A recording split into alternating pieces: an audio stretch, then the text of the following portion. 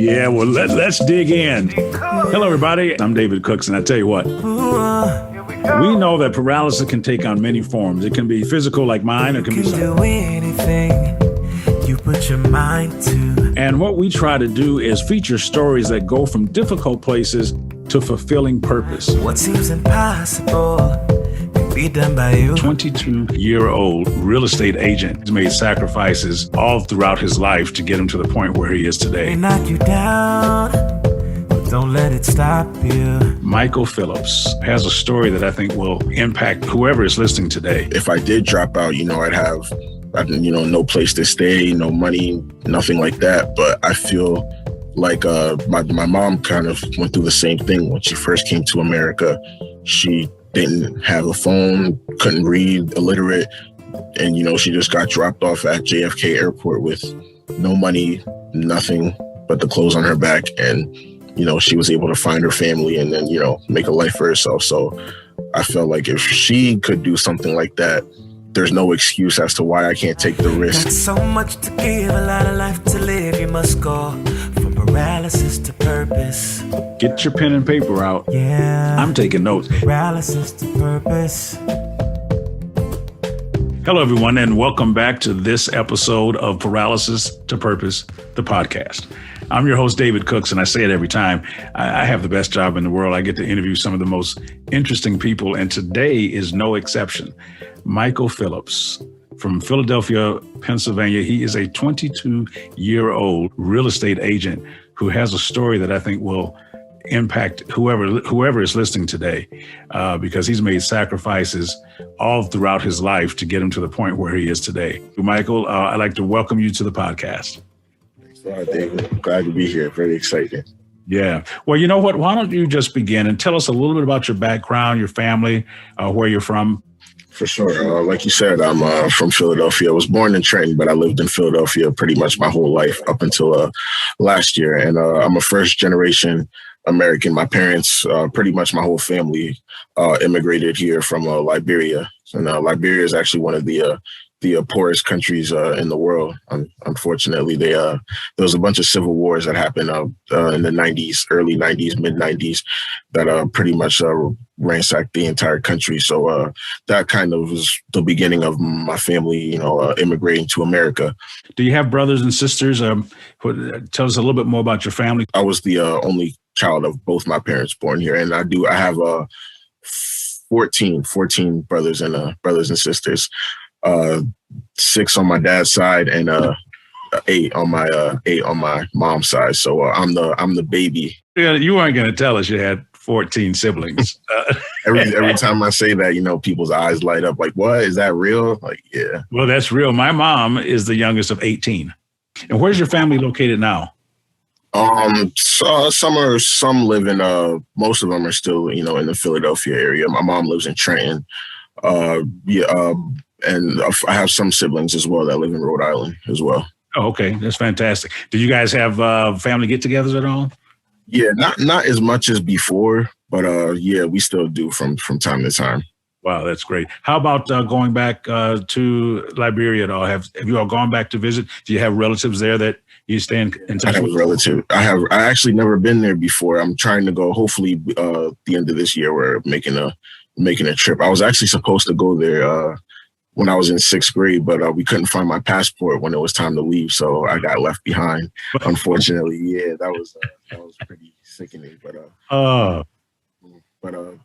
by the end of this year, hopefully, that's the plans to go over there. I'd like to go see the family over there as well. Okay, you have your passport, right? Yeah, got it this time. What did your mom and dad eventually do when they came here? My dad actually, he was pretty much a mechanic. That's what he did for the majority of the time. He actually, lived most of his working life in Liberia. And when he came over here, he was semi-retired, but, he retired around the time I was in 4th grade. My mom was actually a CNA. She still kind of works with the old folks still today, even. Okay. So she's been doing that pretty much up until my freshman year. Until she started having knee problems, and now she's kind of, I guess, sort of freelancing. I like to look at it. She does live-ins here and there. Doesn't work quite full time. My pop actually just just passed away in around Christmas time. So Okay. that was, I guess, the last family get together. But Yeah, so you come from a family that works hard and just believed in education and doing the best you can with what you had. So so let's talk about your high school. Your high school career. What was it like for you? Were there any challenges you faced along the way as you were growing up or in high school that helped shape you into the person you are now? I'd like to say most of the challenges that I had were in the home more so than in school, just because throughout my siblings, throughout most of my family, I'm the spoiled one because I was born and raised in America. So in terms of hardships, I didn't have to go through anything near what they had to go through. So the upbringing I've had, for American standards, it's decent, lower middle class, regular middle class, but to their standard, I'm, pretty much living in heaven where they, had to, go to the wells, get water, stuff like that. Even I remember the last time I was talking with my oldest brother on my mom's side, Morris, he was talking about how at times he would drink water and wouldn't even know if it's clean or not. So, when I go to the fridge and, I'm just getting bottles of water, not finishing it all the time, they kind of lash at me, don't spoil food, all that type of stuff just to, have me grounded, just to make sure that, I don't become spoiled. And I guess that kind of took a life of its own when I go into school. I was never really the type to complain too much because, my mom wouldn't let me complain, because they would always remind me, hey, this is what we had to do growing up in Africa. You're in America, you have it all. I remember, kindergarten time, my aunties, some of my siblings, my mom, I remember used to be in the car with them and they used to listen to the tape of the citizenship test and all that stuff. So I used to see them going through all of that, jumping through hoops, trying to get their visa, all that type of stuff. And, me realizing that I didn't have to go through any of that. They made sure I knew that stuff, so I like to look at myself sort of lucky that I didn't have to go through that, but lucky that I at least got to see it. So at least, even though I didn't experience it myself, I saw how troubling it was, that people try to come to America and, make a life for themselves. Wow. So you were, that's interesting how you were in the backseat of a car and you would hear the cassette tape playing and they were practicing so they could become citizens of the United States. Share a little bit about perspective and how your perspective has been formed. It just starts off with little things in the house. Like if I'm eating, most, American kids, when we're eating, we don't finish it a lot. They'll throw the food out. I remember this one time, I think I was like 6 or 7. I was eating some rice and I was about to throw it out. And my dad, he stopped me. He's like, what are you doing? I was like, I'm throwing the food away. And he's like, well, what you think? He would always, take the food and finish it for me. If I was full, and when I was full, didn't want to eat anymore, he would always finish it. He would never let me throw it out, or he couldn't, sit there to throw it away, or even just some of the technological things that aren't quite as advanced. Sometimes my family would come here and still kind of do the same old school stuff that they did back home. I would see that firsthand, when it comes to making some food. Sometimes they wouldn't just, put it in a blender. Sometimes they would mash it up. They would have this thing called a molta, they would mash up the pepper and stuff like that.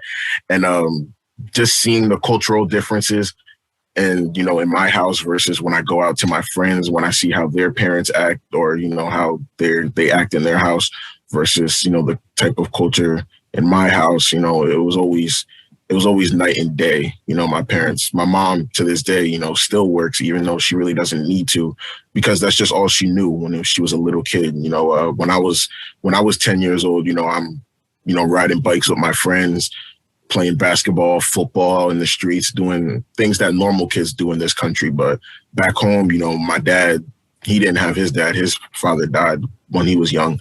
So, all they know is work.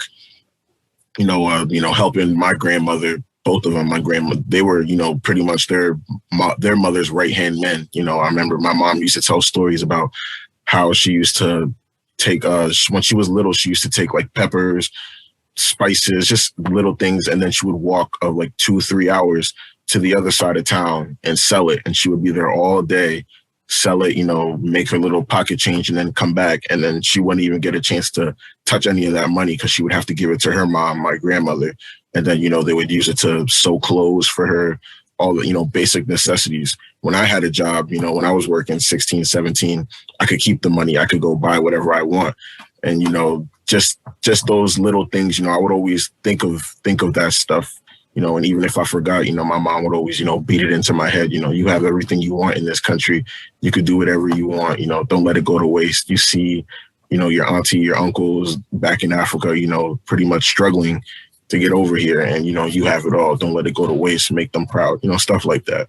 How important was education to your parents? Oh, I mean, unless you were dying, you had to be in school, pretty much. And they know how education is important because they didn't get the opportunity to go to school. I remember my mom is actually illiterate. She never had the chance to go to school just because, she had to work pretty much as soon as she was, 10 years old. She's been working, she's in her 60s now. She's been working pretty much since she was 10. My dad never had the chance to go to high school because he didn't have any dad, and he's the oldest. So my uncles and aunties, his little siblings call him Boyer.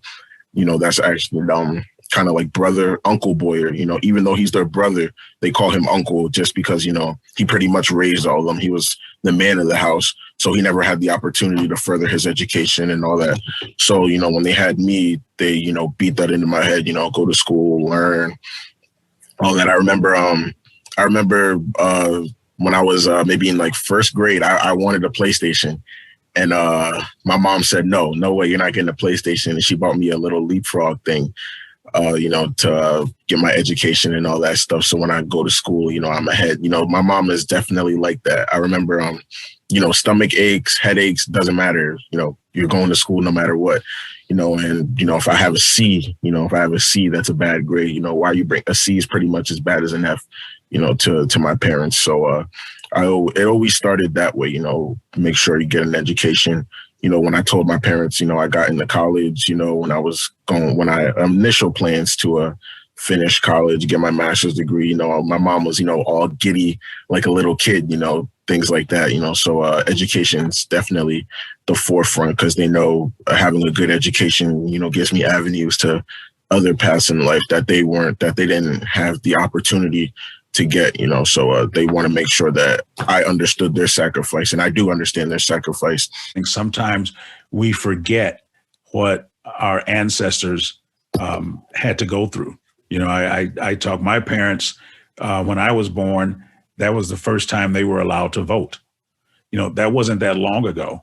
And sometimes we forget that there are people who have died so that we can get an education, and that were slaves and taught themselves how to read and do things, and that we need to kind of understand that and keep education as a priority in our community. Because like you said, an education opens the door for you to do a lot of things and become a lot of very successful.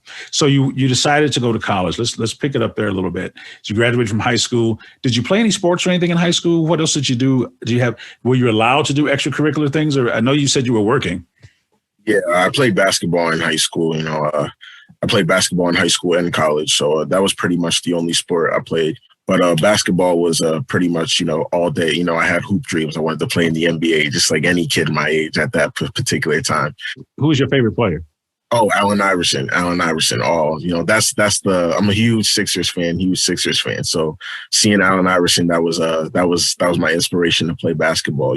Wanted to be a point guard, just like Allen Iverson, dribble across people over, just like, of course I was never as good as him, but, that was my inspiration into the sport.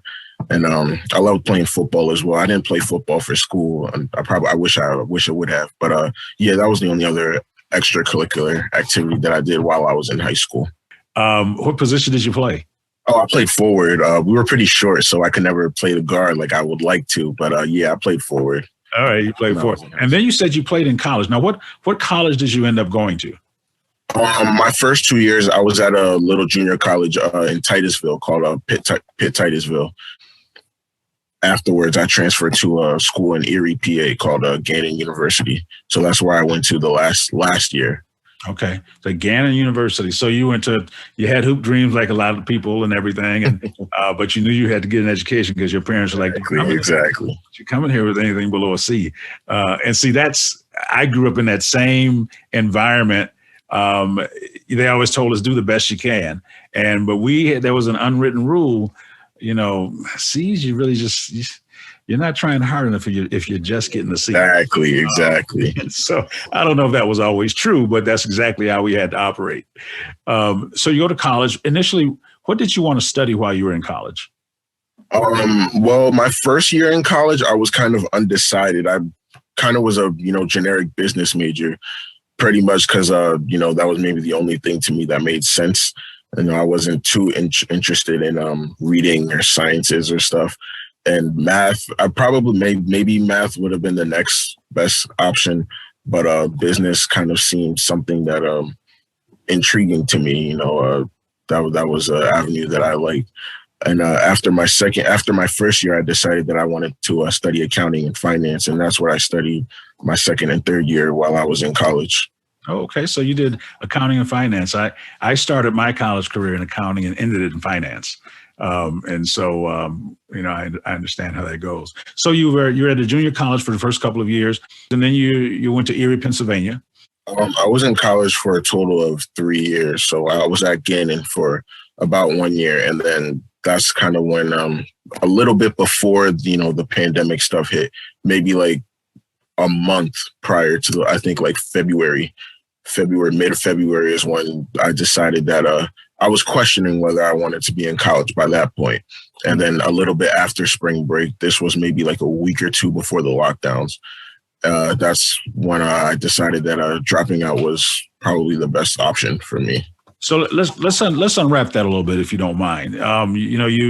You've been driven, to get an education. You obviously did what you needed to get there. What was it? What was the thought process as you begin to think that, maybe this college thing is not for me, or maybe I should try another avenue? Could you help us with that?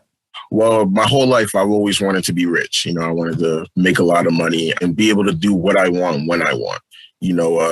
Being, even though, my family is, a hardworking family, hardly ever missed a day of work, always there doing the best, working to the best of their abilities. But the number one thing they complain about all the time was money.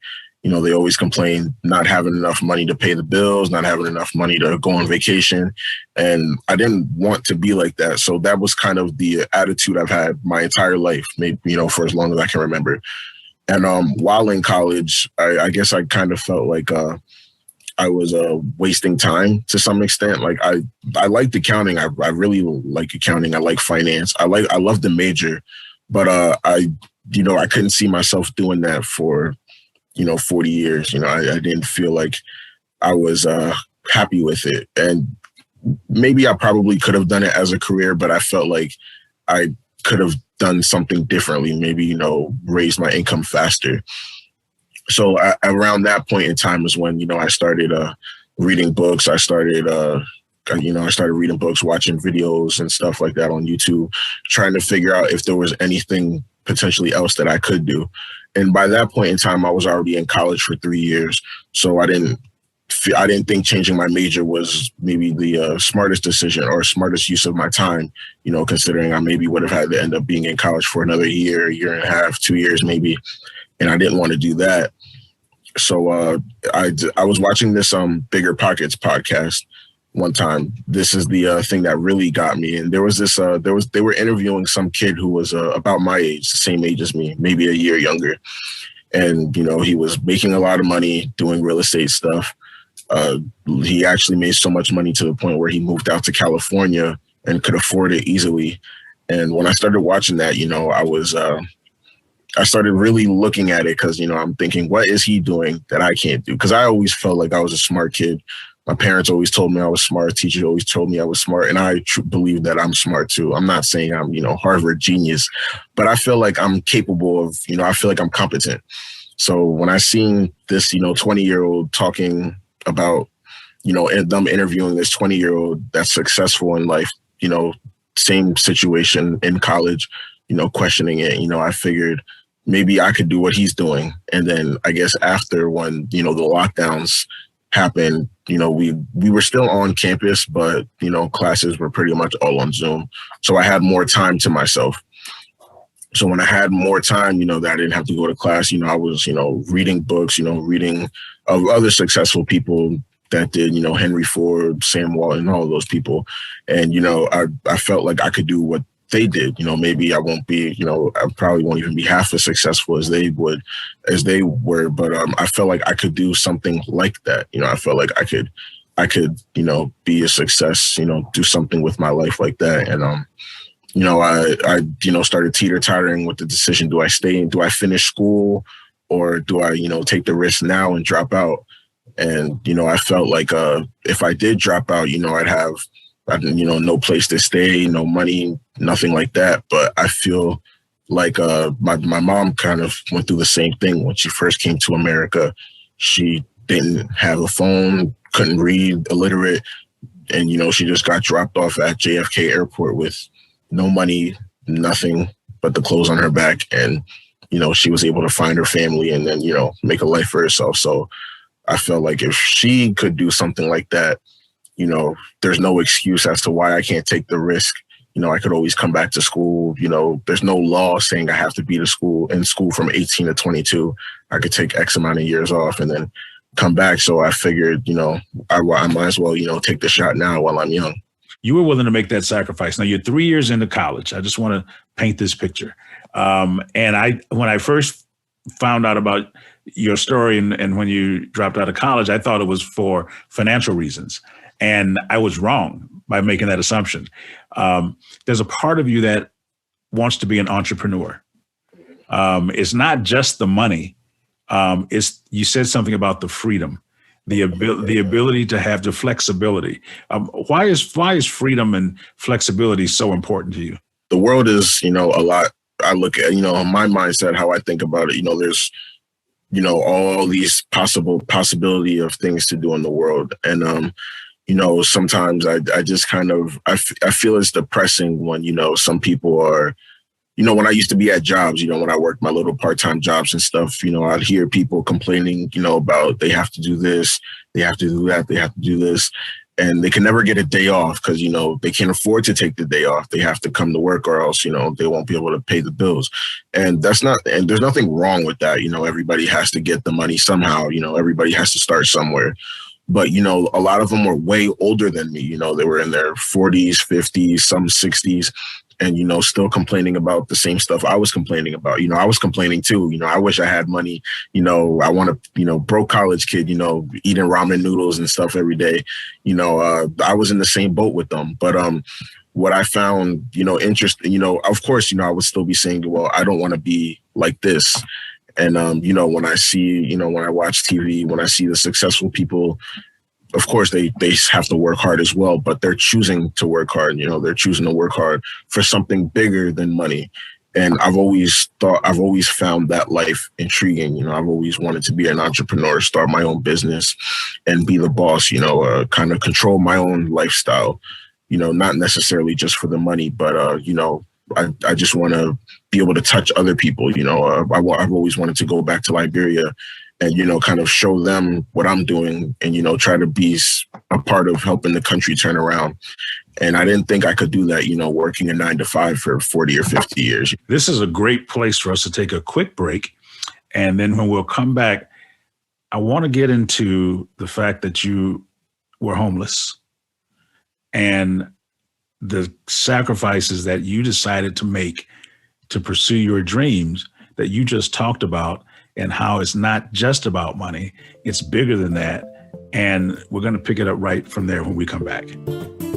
This episode of Paralysis to Purpose, the podcast, is sponsored by Fallon Upe, strategic advisor, investor, and best-selling author.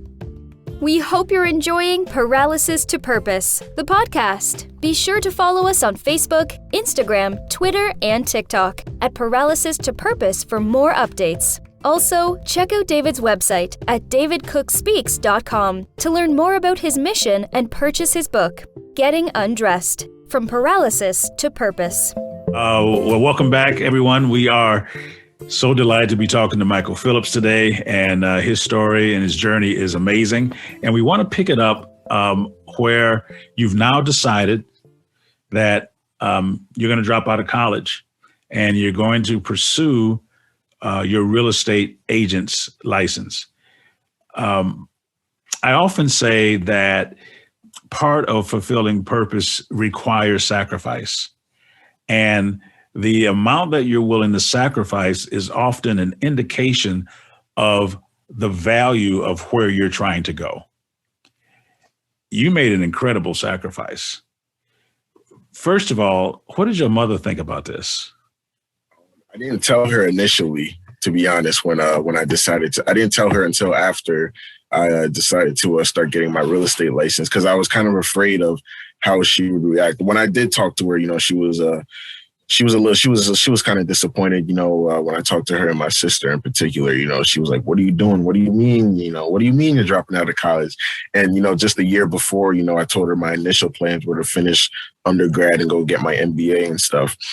And, like I said, she was giddy, happy about that. And then, less than a year later, when I say, "Yeah, Mom, I'm dropping out, I'm not doing that anymore," she, like a record scratching, she was pretty disappointed. But I explained to her my plans. I told her I wanted to do real estate. That's a business that I've been looking at for the last few months, and it's something that I feel like I can get into and be successful with.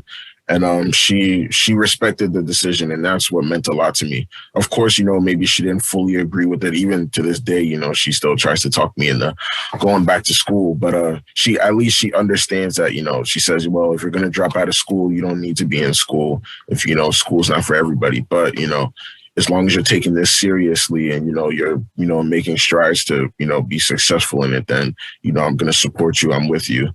And that's always been the great part about it, knowing that I still have the support from my mom and my family doing what I'm doing. Yeah, support is essential. For people who don't have it, I empathize with them, because I know my journey, I needed support along the way, and if I didn't have that, I'm not sure what I would have accomplished. I mean, that's just being honest. So you decide to drop out of school. You've done all this reading. You've gone on YouTube. You obviously have researched what you want to do. And how are you going to pay for your real estate license? At that point in particular time, I didn't really think that far ahead. But by then I had a car. So, and there was a job hiring as a delivery driver. So I applied, got the job, and for that summer I was a delivery driver, but the only issue was I didn't have a place to stay, because even though I decided to drop out, I still lived on campus up until the semester was over. So by early May, I had a job, but in a car, but I didn't have a place to stay. And at that point, I was in between either go home and maybe continue what I wanted to do. But knowing myself and knowing, what my family had to do, I felt like when my back's against the wall, I felt like, I would actually work harder and try to make things happen a lot faster than I would, because, the situation's either, I go work, make the money to pay for my real estate license, or, I starve pretty much. So knowing that and having that, sense of urgency, I chose to know that route instead of, going home under the security, living with my mom, living with my sister, something like that. I figured that if I, had my back against the wall, I'd get my real estate license a lot faster, because, timing was everything to me, because I already felt like I was wasting time. So I didn't want to waste any more time and kind of lollygag. I kind of wanted to, go 100 miles an hour to try to get it as fast as I could. But what you said so eloquently was you didn't have a place to live. And your option was to either go home or live in your car. You got a delivery job so that you could have some money, and you lived in your car. Now, while you were doing this, were you studying for your real estate licensing? How did all that work together now?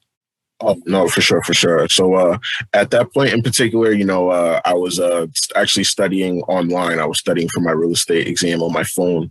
I didn't have any really internet access or stuff. I still had I would go near my campus because I still had my student login still worked for the summertime. So I was at least able to have some Wi-Fi. So, I'd go in the hallways near my college and stuff, kind of sit on the floor, study for my real estate exam. I'd probably wake up, around 8, 9 o'clock, study, take the practice exams and all that stuff. And then I'd go work from 4 to about midnight. And then, I'd go park up in one of the abandoned parking lots on the street called 11th and Poplar. I'd go park up there, and then, for the nighttime, same thing, study, do some studying on it, and then, maybe go to sleep, and then, pretty much repeat, wash, rinse, repeat, doing the same thing all, pretty much majority of the summer up until July.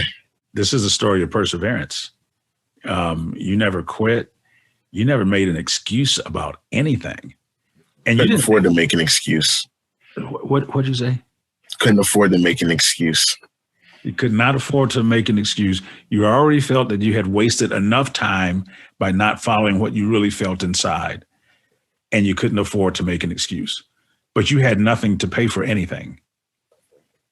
So you had to take your money to help us out. So you're studying in your car, on your phone. You go back toward the school, so you get you a hotspot or whatever, and connecting to their Wi-Fi to study. You made enough money to get your real estate license. Well, before that, I'm assuming you took the test and you passed. I bought my real estate practice courses. I bought that first.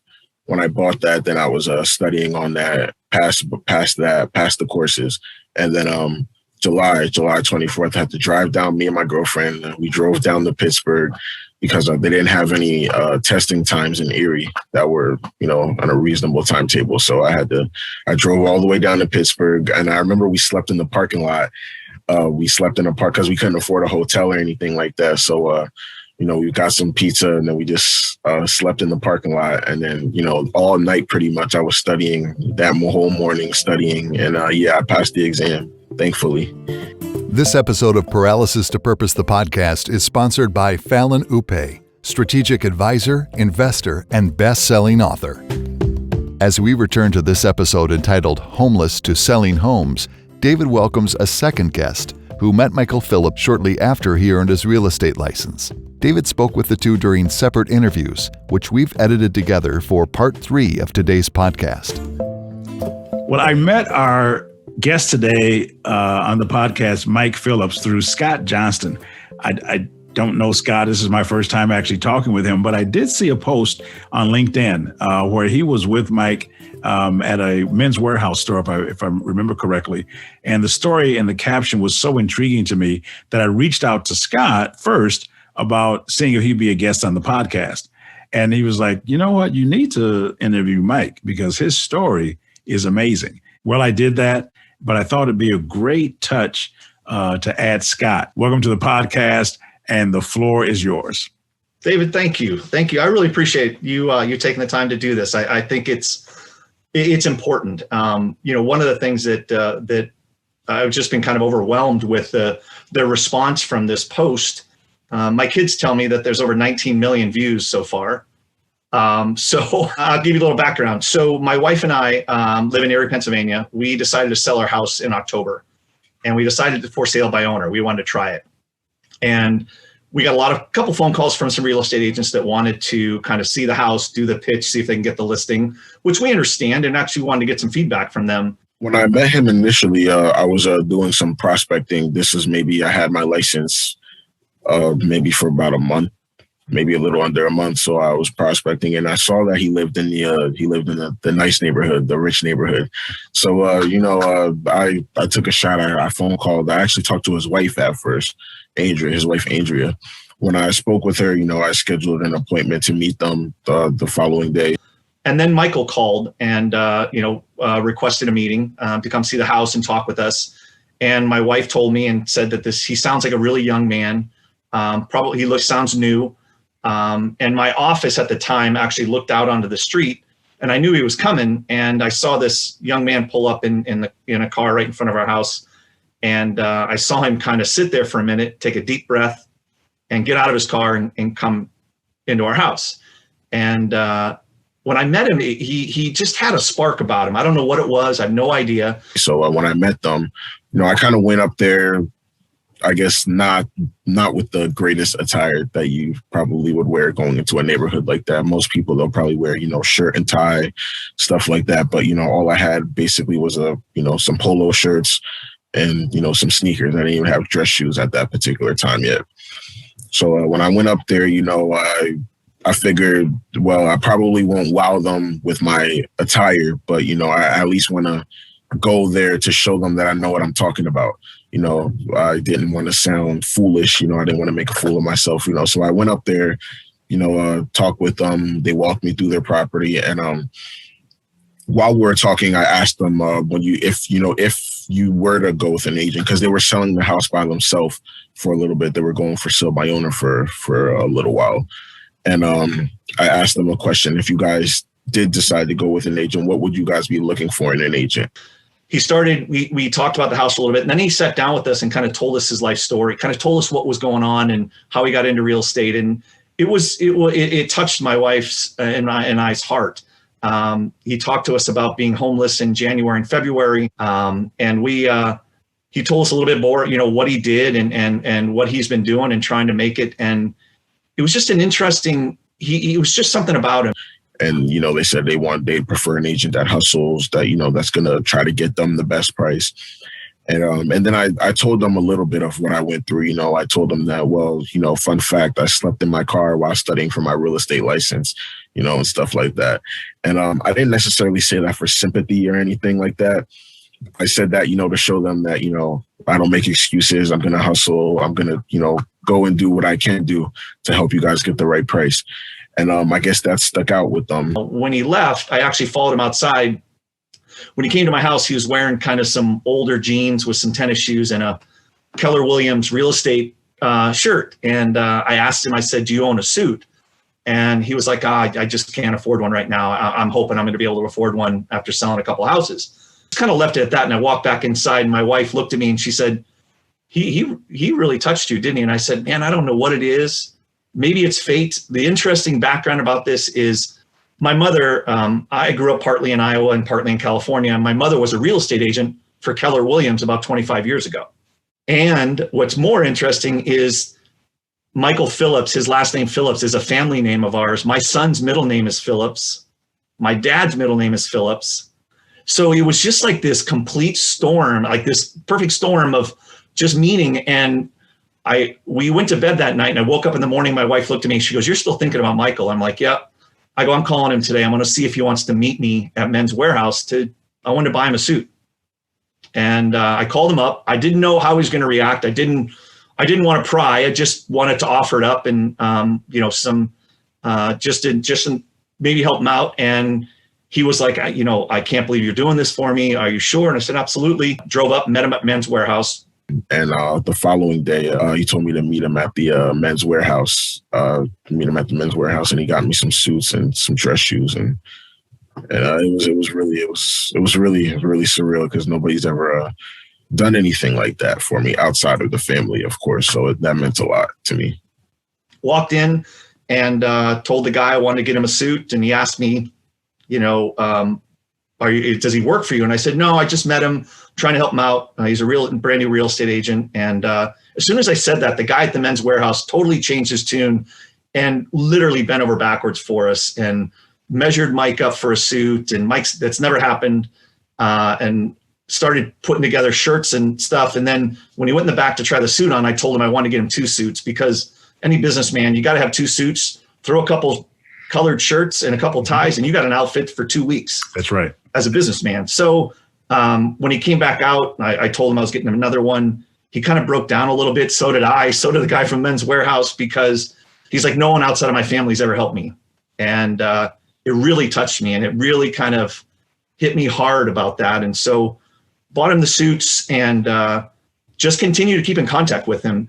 And then in December, with everything that was going on with the political environment, with COVID, with everything, there was so much negativity that day that I bought those suits, I sent the message actually I put on LinkedIn was a text message I sent to my children. I copied and pasted a text message that I sent my kids in October over to LinkedIn and just took the picture and posted it on LinkedIn. For me, it was, I know how good I felt when I helped Michael. And I know how good I felt when I looked at his perspective of what he was going through. And I kind of saw myself in him. I left home at 14 to go pursue a hockey career. So I understand what it is to be on your own and to struggle. And so I put it on LinkedIn, not thinking anything about it. I just put it on there maybe to inspire someone. At that point, I think I maybe knew 300 people on LinkedIn. I mean, it was not a lot of people. I just kind of wanted to inspire someone, and maybe someone in Erie would see that and see him and say, you know what, I want to list my house with that young man. That's kind of what was the thought process around it. And then it blew up like you couldn't imagine. I mean, the feedback, the comments. I guess my daughter told me there was over 40,000 comments on the post. So many people have reached out to me and sent Michael things and connected with him. And Michael and I have remained friends this whole time. I've actually introduced him to a couple people. One of my friends is developing the east side of Erie and is looking for a young agent to help him. And so I've connected Michael with him.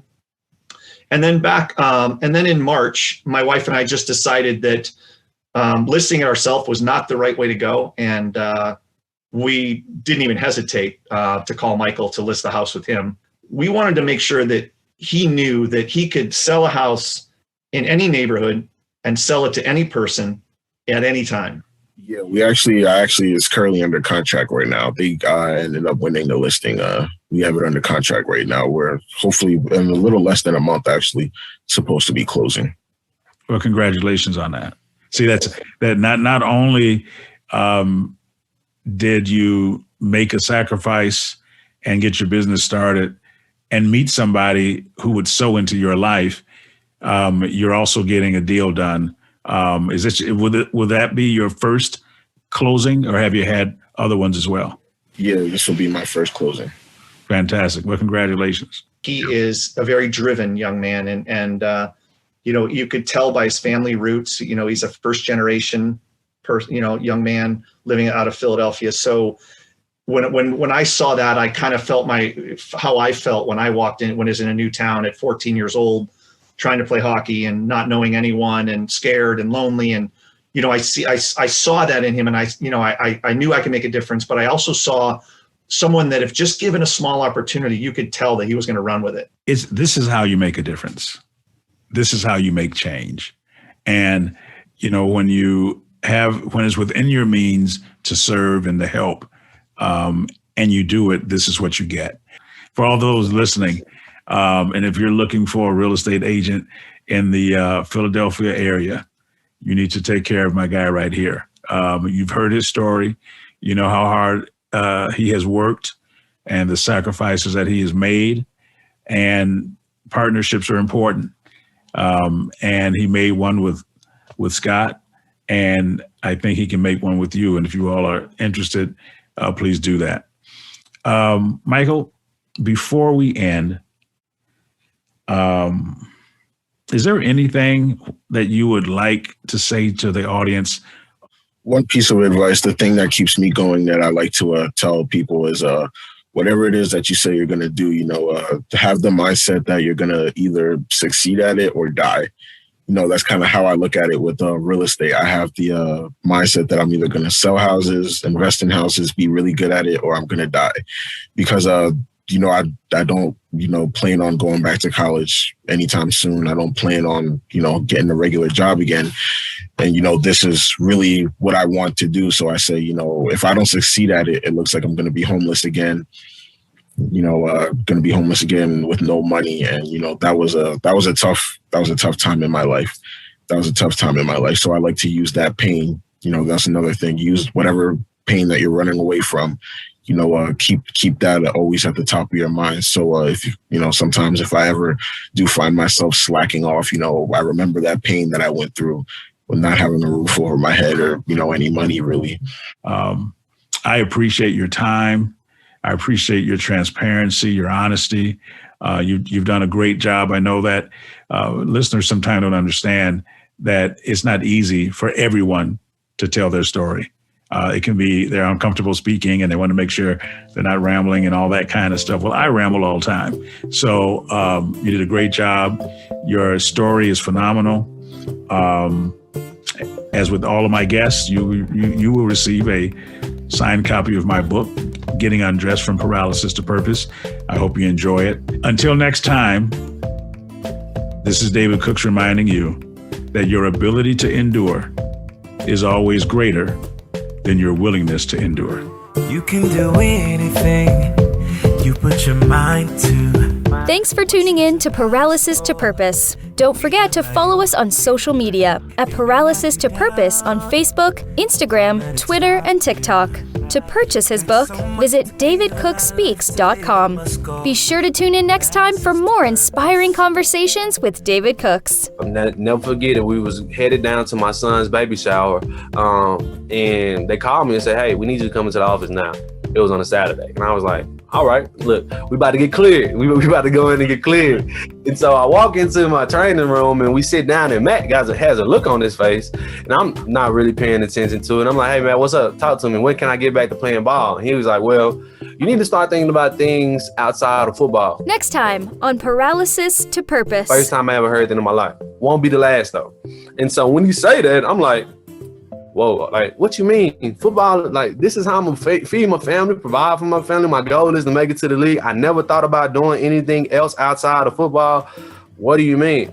Well, you have a brain tumor. Paralysis to purpose.